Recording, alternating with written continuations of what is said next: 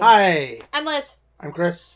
And That's Cora. This is video number 2 in our MLM, anti-MLM... Warning thing. Cautionary tale I don't know. Series. Sure. Awareness. It's So, MLM Awareness Month. Tonight we are... Maybe it's MLM Awareness Year. We'll see. I don't know. Who knows? See how many of these we do. I don't know when I'm going to get this video up. It might be 2020. Nah, you'll get it up before then. So, this is our video on 10 things to watch out for. That if you have these things going on, you might be in an MLM. I feel like Larry the Cable Guy. No, it's Jeff Foxworthy. Oh. You might be in an MLM if. All right, you have a car in the backyard on cinder blocks. Should I introduce each one like that? No. Might get copyrighted. All right. So the first thing is your employer, your recruiter, your upline might be pushing you to recruit more people rather than sell the product. And so they'll use words like, you need to build your team, you need to get a downline, you need to get your support. And so, like, for example, with Young Living, it was, if you sign up tonight, all you have to do is within 30 days get 3 friends to sign up and you'll pay for your kit. But the problem with that was, as I mentioned in our previous video, in order to get your commission from those people signing up, you have to spend $100. So, you got, and I looked it up today. Mm-hmm. It was more than 3 people. They said get 3 people to sign up. It was more than 3 people. You only got $25 for each person that signed up underneath you, not $50. Jerks. So, you needed 6 people that month to pay for your kit. And then you needed an additional 4 to make up for the $100 that you had to spend in order to get your $150 worth of commission. Totally legit. So you had to get 10 people to sign up underneath you to pay for your kit. Within a month.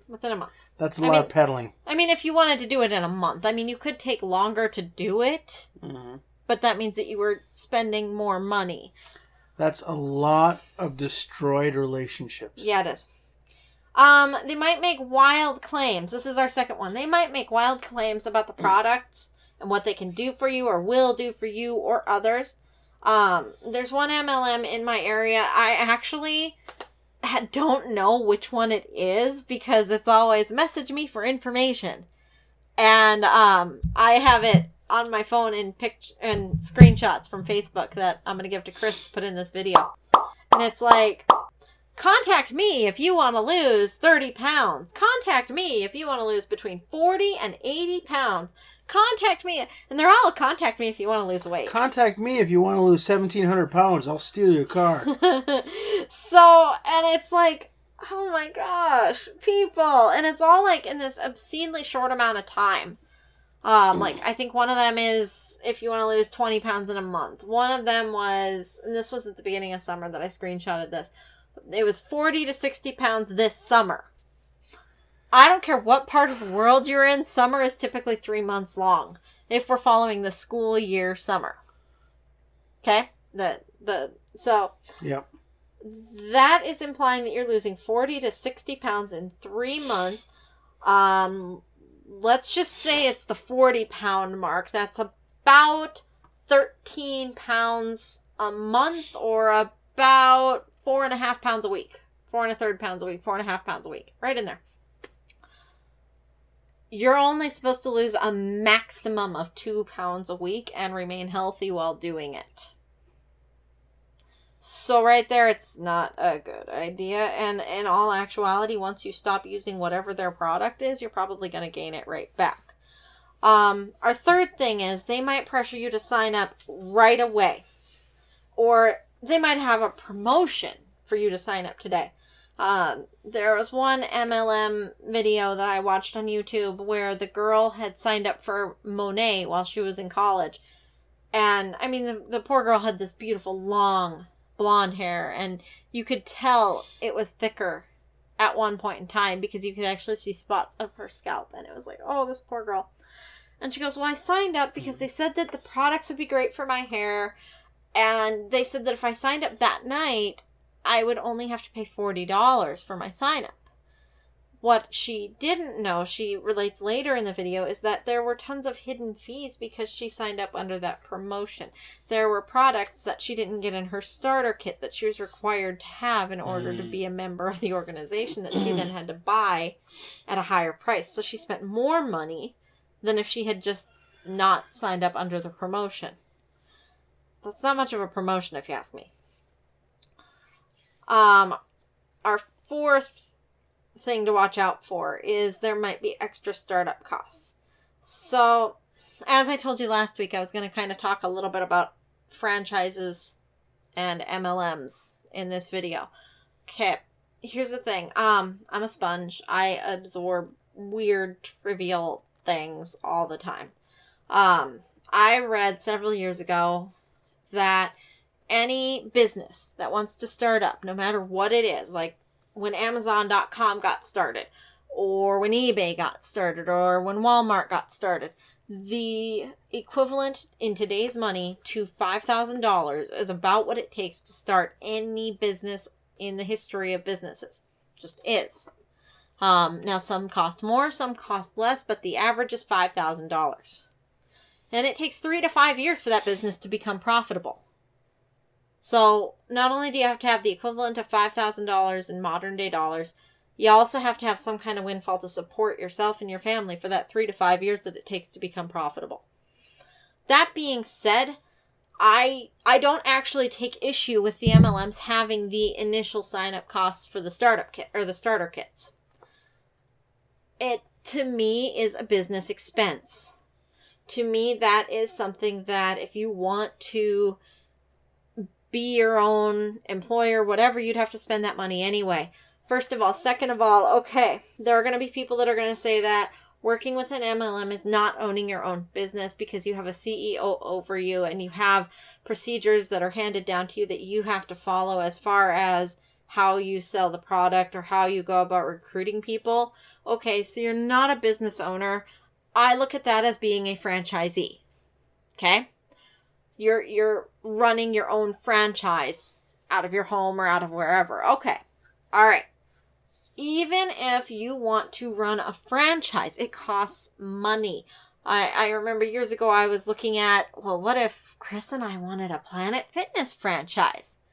What would that cost? What would that entail? A whole lot of money. We would have had to provide a building of a certain square footage with certain amenities inside, as well as a parking lot that could hold a certain number of cars. So we're already talking 6 digits.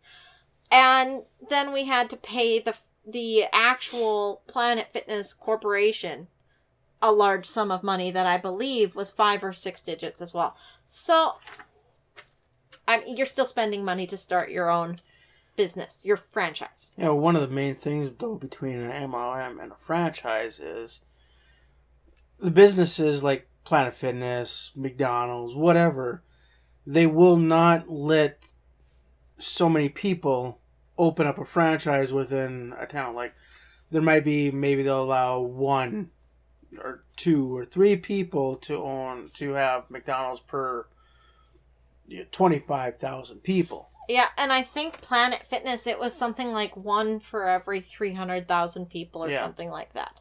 So, like, the area where we live, where it's 200,000 people, there wouldn't be able to be 2 Planet Fitnesses. Right, unless maybe it's by the same owner.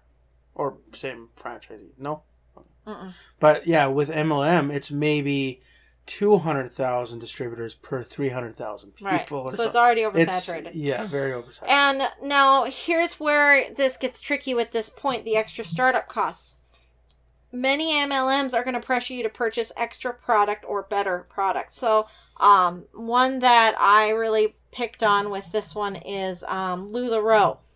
Now, when you think LuLaRoe, you always think they're leggings because that's what they're known for. That's what people want. Now, we're not going to get into the class action lawsuits right now. We're not going to get into the crappy quality right now. That's for a later video. But here's the thing. LuLaRoe base cost to start up is $5,000. You don't get any leggings for that. You have to pay an extra $2,000 to get 50 pairs of leggings, which you can sell for maybe $1,000. So you see where you've got that extra startup cost? So it's like pretty much you pay $1,000 for the license to sell, but you also have to buy your startup. Right. And so like if you start a Planet Fitness franchise, that comes with everything that is expected to be in a Planet Fitness, period. There aren't any hidden costs. It is what it is. So the next thing is a lack of communication or training. And for this one, I kind of picked on Unique a little bit. With Unique, you can take a short seminar online and you'll become a uologist. You can say your bit in a second, honey.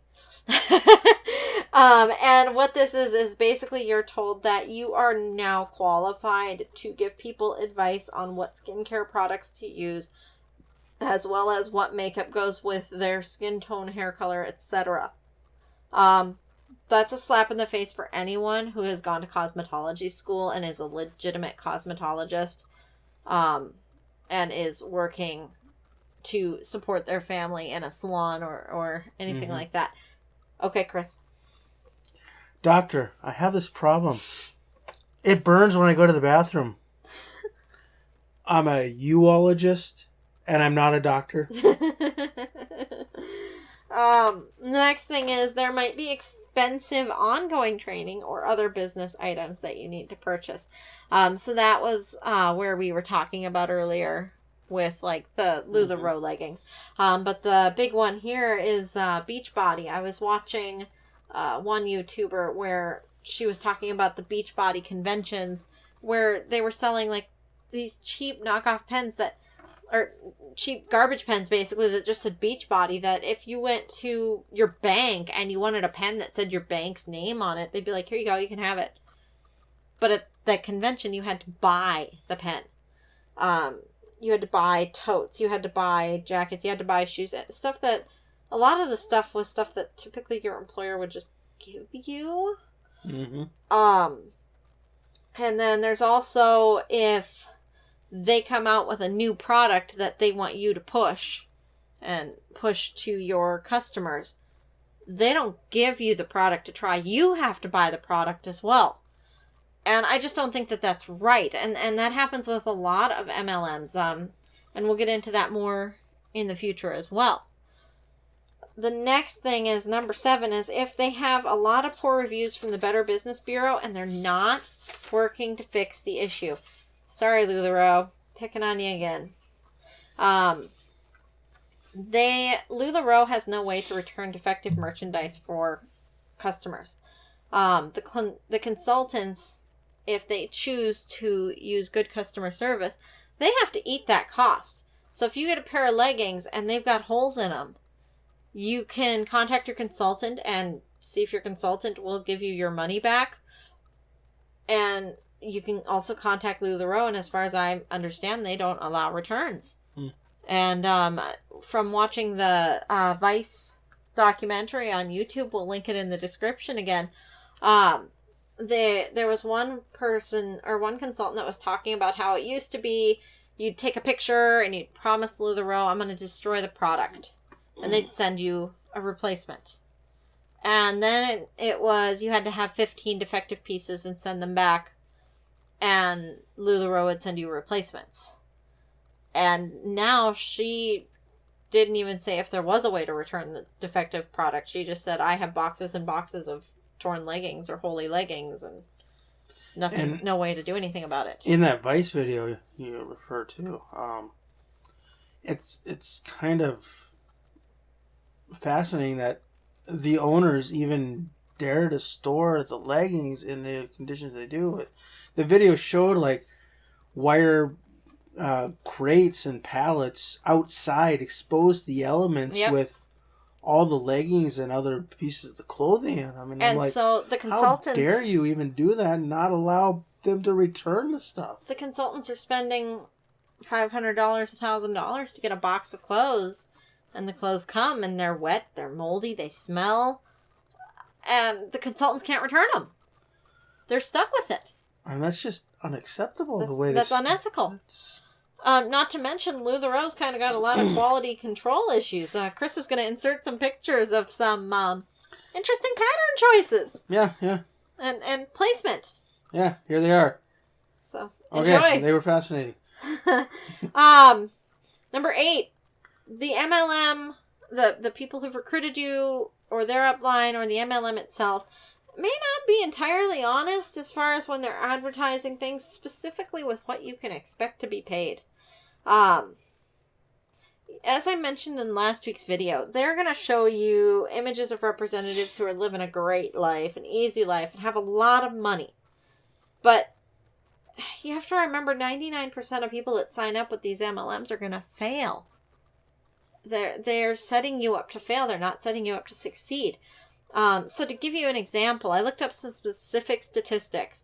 This is from Mary Kay I have 2019 on my notes. I think it's actually 2018. It's 2018 because the URL says it. Is it 2018 Yep. according to the URL? Yep. Okay. So anyway, I've got the link in the description for you. Mary Kay in Canada, I can't find it for the US, reported the following. They had 29,500 active representatives in 2018. It would have to be 2018, not 2019. Yep. Of those 29,500 people, 4,165 earned an income. So 25,000 people didn't even earn anything. I bet they paid in, though. In order to be active, they had to spend $225 a month. So $2,500 to not make a dime. Okay? Now, of the 4,165 that made an income, 3,700 of them made a huge amount of money of, are you ready for this? $100 for the year. Let that sink in. 12 calendar months, $2,500, and they made $100. That doesn't make any sense to me. Now, of the 4,165 who earned an income with Mary Kay in 2018, 16 made over $100,000 in the year. 16 fulfilled the unrealistic dream that is sold to you when you sign up with Mary Kay. That's less than 0.1% that made $100,000 in the year. Those aren't good odds. No, they're terrible odds. You're better to buy a lottery ticket. Yeah, you are. Should we go buy a lottery ticket? No. It's cheaper. It is cheaper. It's only $1. Number 9. Actually, if you spend that $225 a month on lottery tickets, you'll get something. You might actually break even. You know, I bought a $5 lottery ticket once, and I got $700. See, you can get $1,000 off a $1 lottery ticket. Oh yeah. I mean, if you buy $225 worth of lottery tickets, you're bound to get something. You might only get like $20, but that's more than you'll get from Mary Kay. Apparently. So they may use deception to talk to you about their product or company. When I was in college, and this surprised Chris when I told him this, I had someone that lived in the dorm down the hall from me that invited me to go to a pampering session. And I was like, sure, what time is it and what's it going to entail? Well, it's from 6 to 8. And to be fair, this poor girl didn't have any more idea than I had what we were walking into, because she was going off the information that was given to her by the person running it. Okay? So she goes, yep, it's going to be from 6 to 8. We're going to get facials. They're going to do our nails. They're going to massage our scalps. They're going to do our hair. It's just going to be all pampering for 2 hours. And I was like, sure, that sounds actually kind of nice. It was 8 minutes of pampering and an hour and a half learning about Mary Kay. Good ratio there. Yep. I wasn't very happy about that. Is that kind of like buying a timeshare? Yes. Yeah, you spend like a day there and the rest of the week is, this is why you should invest more in timeshare. And finally, number 10. If you get a bad feeling about it, if you feel like it's not a good fit for you, just don't do it. You know that 8-minute facial, an hour and a half learning about Mary Kay that I went to? I actually signed up for that. That should have been your bad feeling. That it was...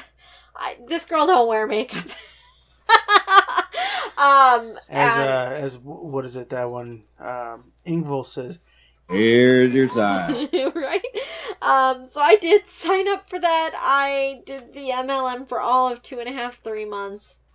I think I sold 2 things of makeup and they both went to my mom. She used half of them and threw the rest away. Her biggest fan. No. She's not. No. So anyway, if it doesn't feel right, just walk away. Okay? I'm not going to tell you don't ever sign up for an MLM. I mean, if you think that you've got the hustle to do it, or you really think you're going to use enough of the product to make it worth the sign up, go ahead. Go ahead and sign up. You know, that's... Just make sure that you don't invest more money into it than either you're going to find use out of or than you're going to make. And lots of YouTubers are going to tell you just don't shop with MLMs, don't invest in MLMs, nothing. I have faith in that there's got to be at least one out there that's not terrible. Tupperware. Tupperware comes to mind. Usborne doesn't seem bad. Usborne seems pretty good. No, we haven't really researched Usborne. No, we haven't, and they might have some. Nor have we really researched Tupperware. We just know that Tupperware has been around a very long time. And they actually have a quality product. So, yeah, that's our 10 warning signs that you might be in an MLM. Subscribe. Like. Bell. Comment. Is there an MLM you want to hear about? Do you disagree with anything that we've said? Do you agree with anything that we've said? Are you in an MLM and you want to make a marketing pitch to us? Or are you a past member of an MLM and you want to share your story? Yeah. Or, yeah. Is there one that you've come across that you seem to like their product? They have a good product. Share it. Yeah. We would love to hear it. All right. Bye. Bye. And, okay. The cat really liked that. Oh, no, she didn't.